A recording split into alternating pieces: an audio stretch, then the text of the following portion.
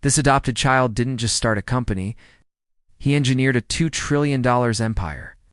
The blueprint was written from the passenger seat of that dented Chevy Blazer in 1994, 30 years later. That same company generates roughly $1.2 million every single minute. Not because of flashy commercials or viral trends, but a slow, calculated strategy. A strategy that dismantled entire industries and quietly embedded itself into your home.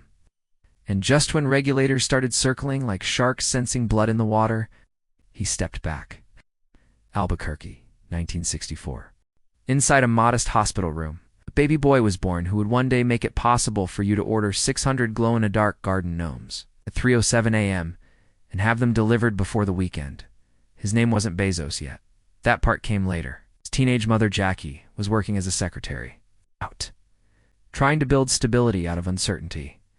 His biological father, a traveling circus performer, disappeared before little Jeff could form full sentences. The early chapters of his life weren't written with privilege. They were written with instability.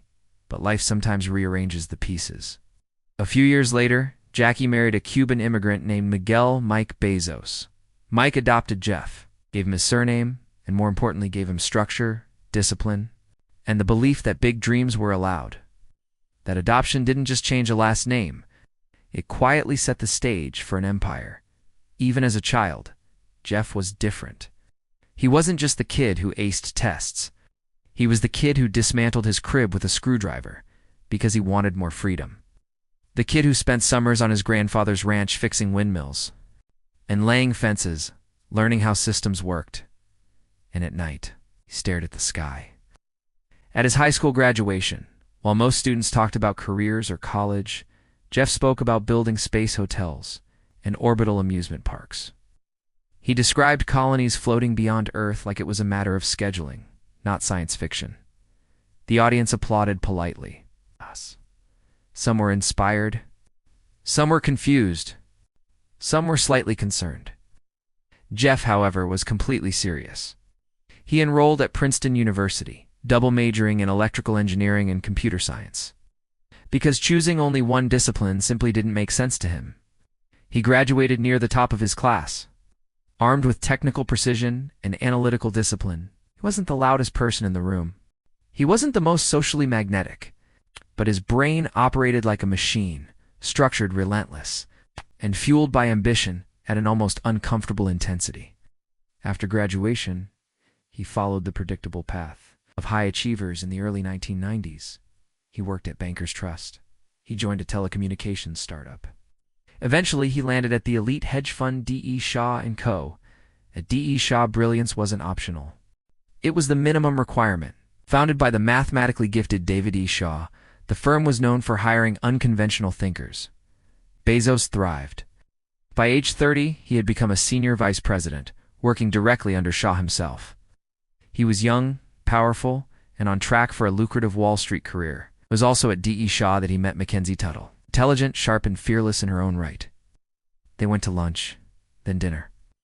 Then within 3 months, they were engaged. On paper, Jeff Bezos had already won. But then he encountered a number that changed everything. The internet was growing at 2,300% per year. 2,300%.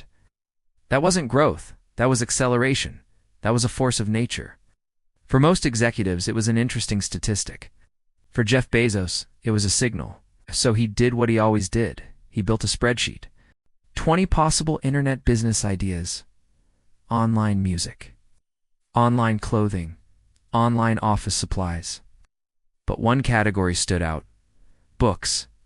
Millions of titles. Standardized sizes. No need for physical inspection. Perfect for shipping.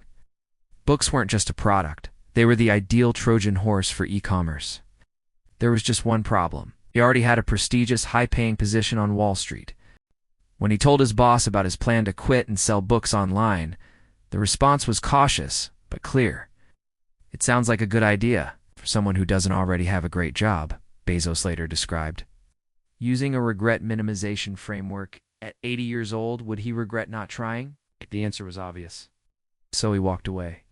He and Mackenzie packed their belongings into a worn-out Chevy Blazer and began the cross-country drive to Seattle. While she drove, Jeff typed, "Somewhere along Interstate 80, between truck stops, cornfields, and endless asphalt." Amazon's first business plan came to life.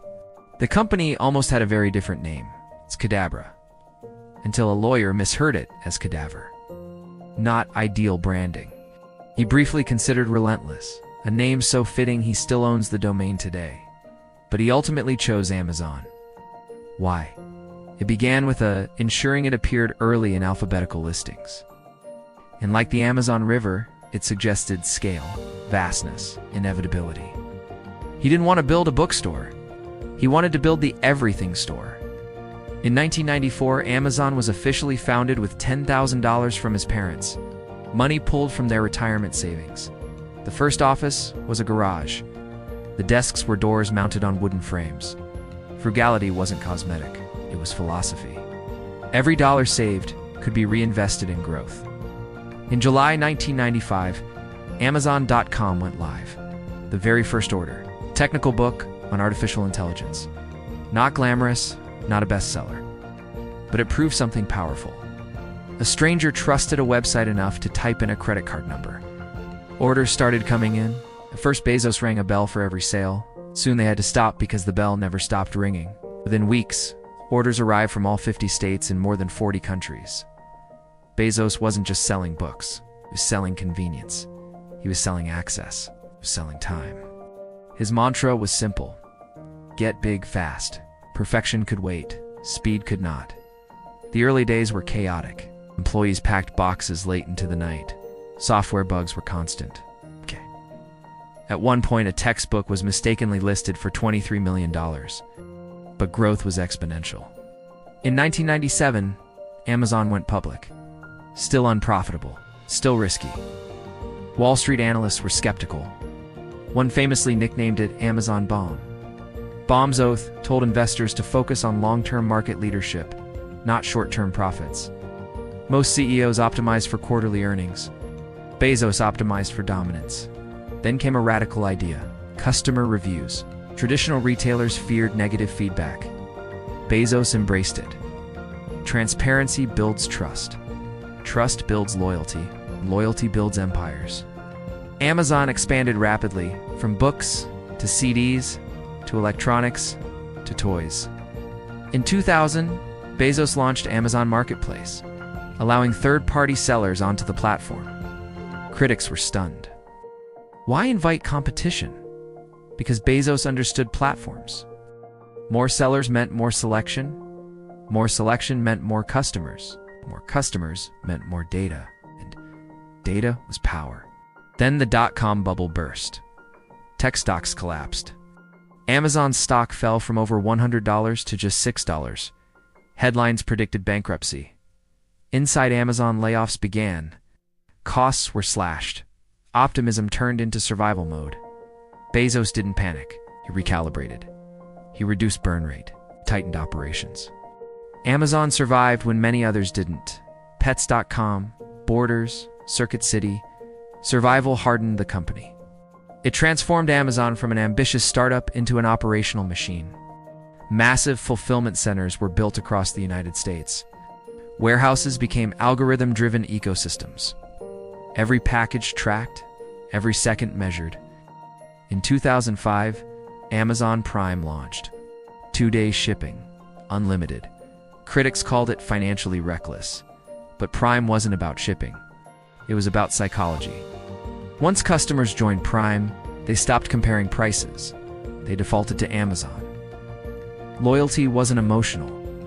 It was engineered. Then came the Kindle in 2007. Books became digital files. Publishing shifted permanently. But the most powerful development was happening behind the scenes. Amazon Web Services. Originally built for internal infrastructure, OBS launched publicly in 2006. Suddenly, startups, corporations, and governments were running on Amazon servers. While retailers competed with Amazon in public, they paid Amazon behind the scenes. It wasn't just a store anymore. It was the backbone of the internet. By the late 2010s, Bezos wasn't just wealthy. He was among the richest individuals in modern history. His physical transformation mirrored his corporate one. From awkward tech executive to confident billionaire commanding global influence. In 2017, Amazon acquired Whole Foods for $13.7 billion. Physical stores became distribution hubs. Retail blurred into logistics, but scrutiny intensified. Warehouse conditions were criticized. Lawmakers questioned monopoly power. In 2020, Bezos testified before Congress. Calculated, controlled. In February 2021, he stepped down as CEO, handing leadership to Andy Jassy. No implosion, no scandal, just transition. Now his focus returns to his original obsession: space. Through Blue Origin, Bezos is investing in reusable rockets, lunar landers, and long-term space infrastructure.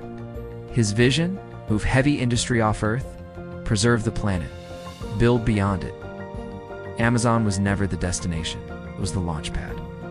The adopted kid who once stared at the stars didn't just build a company. He built a machine that reshaped commerce, and then stepped aside to aim higher. And if history tells us anything, he's probably just getting started.